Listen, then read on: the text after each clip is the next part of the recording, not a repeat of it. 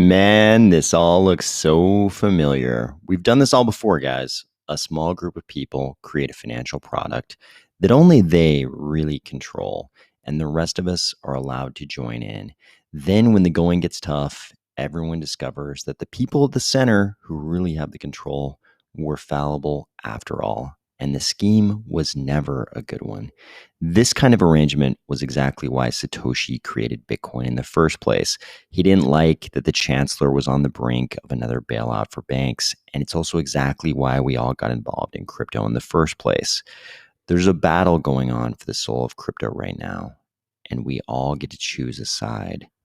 Decentralization and freedom, or ReCentralization and greed. Ready? Let's go.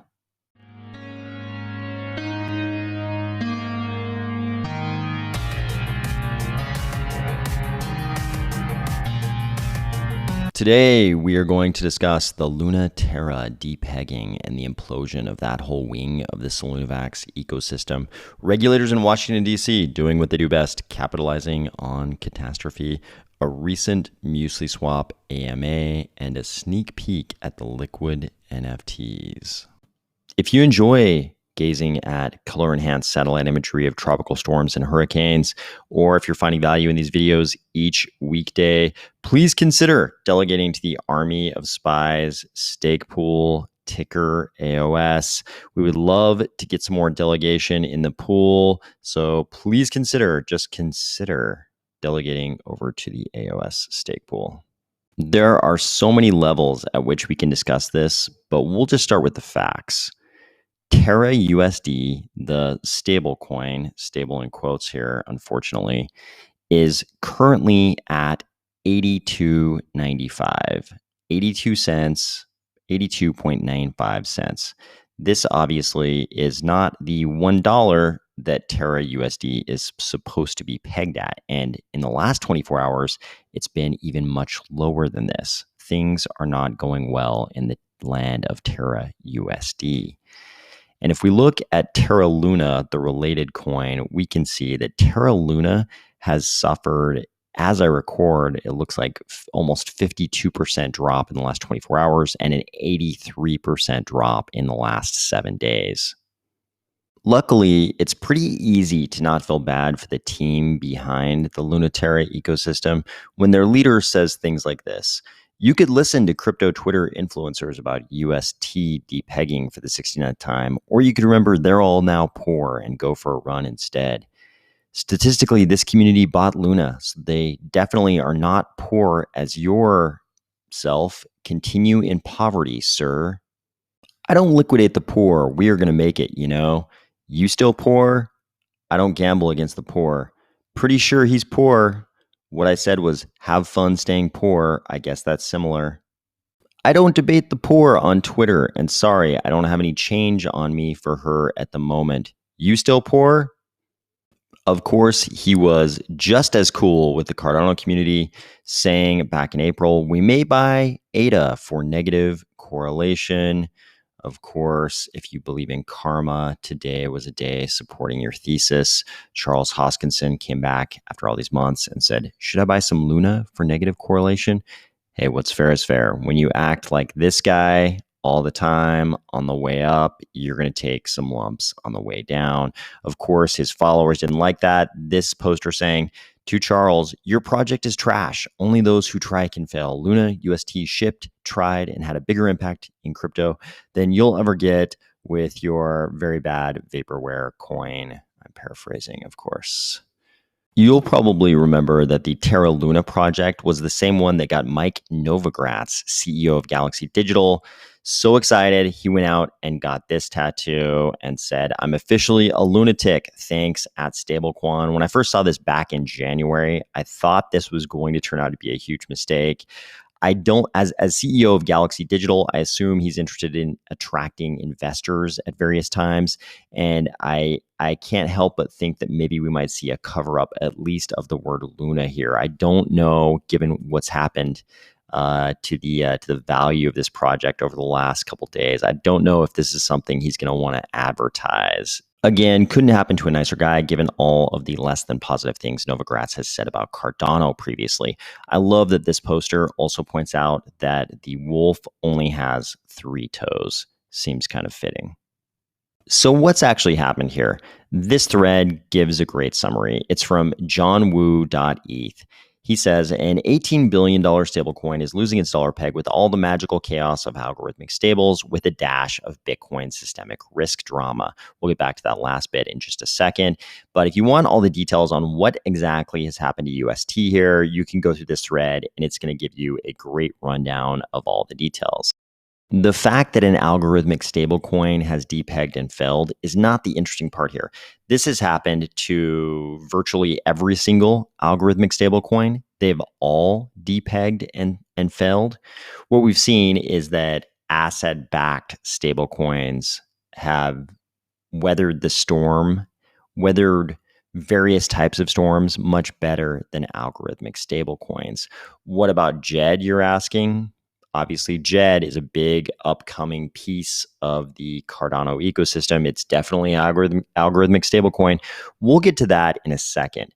But first, we need to address this last part, this dash of Bitcoin systemic risk drama, because I think this is really the interesting part of this story. Here's the interesting part. On May 9th, our old friend Stablecoin made this post. The LFG Council just voted to deploy $1.5 billion in capital, $750 million in BTC, and $750 million in UST to allay market concerns around UST. What? I thought we were talking about an algorithmic stablecoin. Isn't the whole point that it algorithmically stays pegged, that you don't have to go around deploying more than $1 billion in capital? 1.5 billion in capital had to be deployed. Doesn't sound very algorithmic to me. And who is this LFG council that got to vote on this? If we go to dashboard.lfg.org, we find this chart, Luna Foundation Guard Reserves, reserve balance over time. We can see that according to this chart, at least on May 3rd, there was a balance of almost 4 billion USD in value. And today on May 11th, we are down here at 155 million. So they've almost completely drained these reserves of almost 4 billion in apparently trying to defend the peg just over the last few days. And this was all voted on by this Luna Foundation Guard. This is starting to sound like the opposite of decentralization. We have this supposedly algorithmic stablecoin, but when the going gets rough, it turns out the algorithms just didn't work. They didn't do this job of keeping the stablecoin pegged. Instead, you have what I think we're going to find out is a small group of people voting to deploy all of this UST and BTC to defend this peg. This is starting to sound a lot more like central bank activity and a lot less like anything that's algorithmic or decentralized at all. Obviously, this deployment of a huge amount of BTC in the crypto ecosystem has had a big impact on the entire ecosystem. I think a lot of people in crypto have been experiencing this in a pretty negative way over the last couple of days. So if we go to lfg.org, we can see that they have a team page. And on that team page, they show us who this foundation council actually is. We've got Do Kwon and 4 other people I don't know. And then we've got Remy Tito. Isn't this the RVision guy?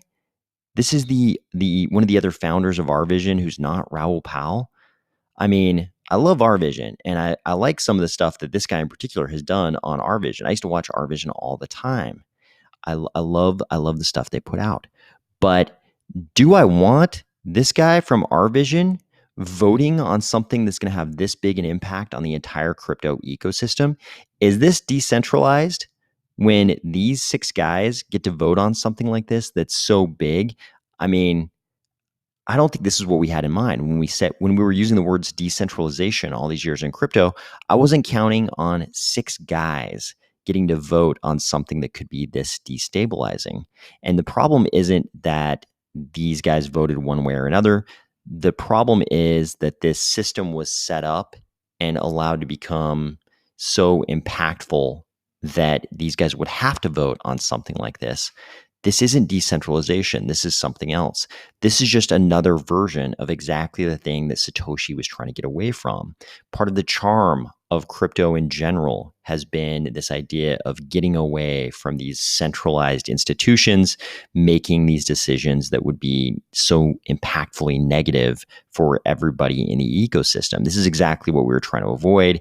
And here we see that certain actors have been able to recreate the exact same thing within crypto, and it's having this gigantic sort of systemic negative effect. Once again, we've taken crypto, this concept of getting away from all this centralized badness, and we've put this veneer on top of it that's created ReCentralization. We've re-centralized crypto, brought it right back to what we were trying to avoid originally.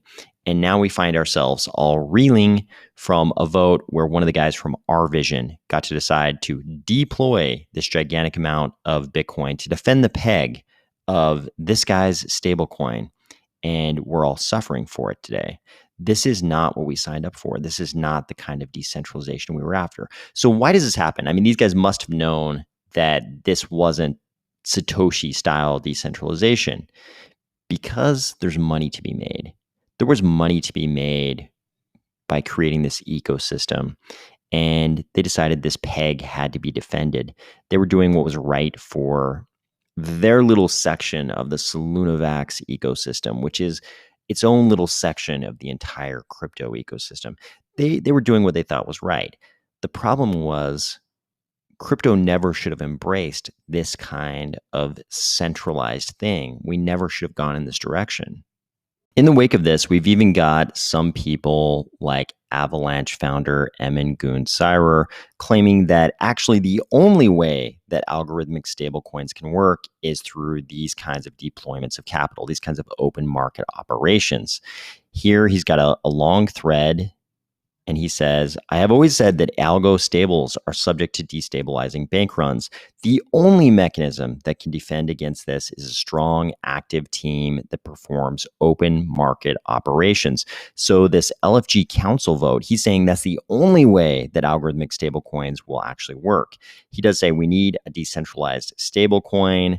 A decentralized economy needs a decentralized stablecoin whose backing store cannot be frozen or confiscated. He makes a good point. If you have a fiat-backed stablecoin, the fiat assets backing that stablecoin are subject to legal seizure and capture, and that may end up being a problem for any fiat-backed stablecoin. But he says, hope you can all see why we should not touch copycat algo stables issued by purely technical teams. If the team's claim to fame is that they were once interns at Google, they are not going to make it. The team that has the best open market operations is the only one that can pull it off. He even goes as far as to pick jurisdictions. He says they pretty much have to be a Korean, Singaporean, or Swiss team. And I believe in here he says, yeah, there's no way a US-based team can succeed in an algo stable. He's basically saying part and parcel to the stablecoin thing is that you can't have a fiat-backed stablecoin because those fiat assets will be seized at some point, and the only way for an algorithmic coin to work is for there to be a very strong team behind that coin that does exactly what the LFG Council just did. Here's an important detail that pertains to what Professor Emin Gün Sirer is saying there, and that's that if we go to the dashboard.lfg.org, we can see that Avalanche is one of the coins that makes up the LFG reserves. So we can't say that he's unbiased as regards this particular algorithmic stablecoin and the way it's being operated. What does this mean for stablecoins in general? What I can say is that we don't really know. We don't really know if more complex stablecoins, more sophisticated stablecoins like JED is an algorithmic stablecoin. I'm going to go ahead and say it's a much more sophisticated design than the design of UST. We've covered the design of JED several times on this channel. I think it's genius. I love the way that tri-coin system works. But when we look at the white paper for Terra money, stability and adoption by various people, including Stablecoin himself, it's a different story. This is a very different sort of generation of stablecoin, and I think a very different level of sophistication. One of the things that's troubling about the design of this stablecoin, the UST stablecoin, is that when we come to this section 2.3, achieving stability with consistent mining rewards, we find this section, which seems to be relevant right now. In the short term, miners absorb Terra contraction costs through mining power dilution. During a contraction, the system mints and auctions more mining power. It's a proof of stake system, so mining power, belongs to those holding the asset. During a contraction, the system mints and auctions more mining power to buy back and burn Terra. So they're minting and auctioning off more mining power in order to buy back and burn the stablecoin. This contracts the supply of Terra and of the stablecoin until its price has returned to the peg and temporarily results in mining power dilution. The conceptual problem I have with this is that in times like this, when the entire system is collapsing, it's required that the system mint and auction more mining power to buy back and burn Terra. But if the system is collapsing and the values of Luna and UST, of Luna and Terra, are both under suspicion, the demand to mint and buy at auction this additional mining power in the form of Luna, I believe, it might be lessened to the extent that you can't really mint and auction off enough mining power to buy back and burn enough Terra to accomplish this absorption of Terra contraction costs. I think that's what we're experiencing right now. And I think this is the big shortcoming in the design of this algorithmic stablecoin. I think when Luna starts tanking and UST starts tanking, people don't want to buy at auction this mining power that the system mints in order to buy back and burn Terra in order to absorb the Terra contraction costs. I don't find this kind of glaring problem in the JED stablecoin design, but we don't know. If you go through the JED white paper, there's a lot of complicated math there. I will be the first to tell you, I don't understand any of it. I understand the general design of the system. I don't understand any of the math in there. And I think maybe except for the authors of the paper and the academic community who was involved in the process of evaluating that idea, I think they're probably the only ones who do understand it, maybe a few other people, but the rest of us aren't going to understand the math in that paper. And I think it's so complicated that we won't really know, is JED the answer to algorithmic stablecoins, or is Emin Gün Sirer correct that you have to have open market operations when you have an algorithmic stablecoin? I don't think we'll know the answer to those questions until JED is actually in operation. And even at that, it might take us several years. We might have to go through another crisis like this, or maybe many of them, before we understand whether or not it's the case that Emin Gün Sirer is correct, or if more sophisticated designs for algorithmic stablecoins like JED actually solve the problem. We just won't know for some time.